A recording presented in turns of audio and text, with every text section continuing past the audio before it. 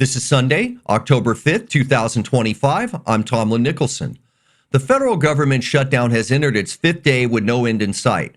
President Trump is urging Democrats to back the Republican funding plan, but Senate leaders remain at odds. Essential services continue, but non-essential workers are furloughed, impacting millions.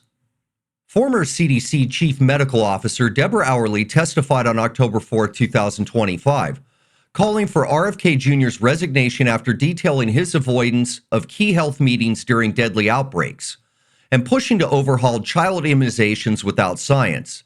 Critics slammed the health secretary's leadership as a hostile takeover, shunning evidence of falsehoods, further alarming experts amid rising infectious diseases.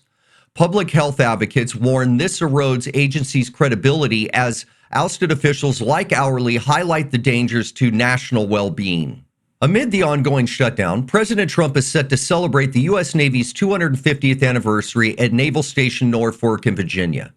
The event highlights naval achievements, but critics say it's tone-deaf given the current fiscal crisis gripping the nation. As the shutdown drags on, questions arise about its potential impact on next year's midterm elections.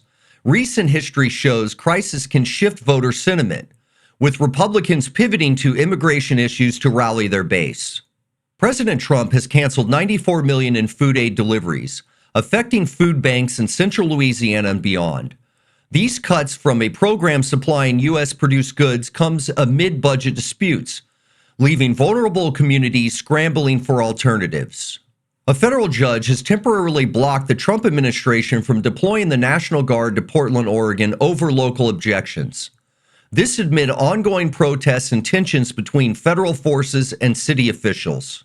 The Pentagon announced layoffs of 4,500 probationary workers, cutting 5 to 8% of its civil workforce as part of a cost-saving measure during the shutdown. This joint decision with the Department of War affects various sectors. 12 states have filed a lawsuit against the Trump administration, claiming national trade policy is driven by political motives rather than law. The suit highlights concerns over tariffs and international relations.